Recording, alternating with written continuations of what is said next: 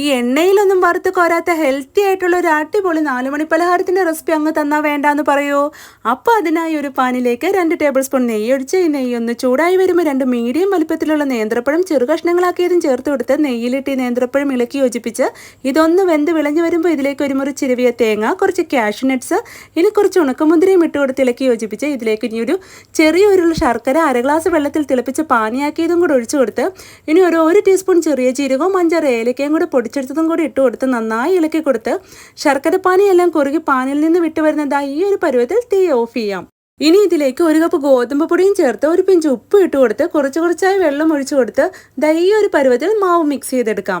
ഇനി ഇതുപോലൊരു പാത്രത്തിലേക്ക് കുറച്ച് നെയ്യ് തടവി ഒരു വാഴയിലയും മുറിച്ച് വെച്ചെടുത്ത് ഇലയിലേക്കും അല്പം നെയ്യ് തടവി ഇനി നമ്മൾ മിക്സ് ചെയ്ത് വെച്ച നേന്ത്രപ്പഴത്തിൻ്റെ മിക്സും കൂടി ഇതിലേക്ക് ഇട്ട് കൊടുത്ത് പാത്രത്തിൻ്റെ ഷേപ്പിനനുസരിച്ച് ഒന്ന് ലെവൽ ചെയ്തെടുക്കാം. ഇനി ഇതൊരു 1/2 മണിക്കൂർ ഇഡലിച്ചെമ്പിൽ വെച്ച് സ്റ്റീം ചെയ്തെടുക്കാം. 1/2 മണിക്കൂറിന് ശേഷം മൂടി തുറന്ന് ഒരു ടൂത്ത് പിക്ക് വെച്ചോ അതല്ലെങ്കിൽ ഇതുപോലെ ഒരു പച്ച ഈർക്കൽ വെച്ചൊക്കെ കുത്തി നോക്കുമ്പോൾ അതിലൊട്ടും ഒട്ടിപ്പിടിച്ചിട്ടില്ലെങ്കിൽ നമ്മുടെ നേന്ത്രപ്പഴം അട റെഡി ആയിട്ടുണ്ട്. ചൂടാറിയതിന് ശേഷം ഇതുപോലെ മുറിച്ച് കഴിക്കാവുന്നതുമാണ്. അപ്പോൾ എല്ലാവരും ഒന്ന് ട്രൈ ചെയ്ത് നോക്കുക. ഇതേപോലെയുള്ള ഈസി ആൻഡ് ടേസ്റ്റി റെസിപ്പീസിനെ പറ്റി ഫോളോ ചെയ്യാനും ലൈക്ക് ചെയ്യാനും മറക്കല്ലേ. ഇത്തരം ഈസി ആൻഡ് ടേസ്റ്റി റെസിപ്പീസുമായി നമുക്ക് വീണ്ടും കാണാം. Okay, by.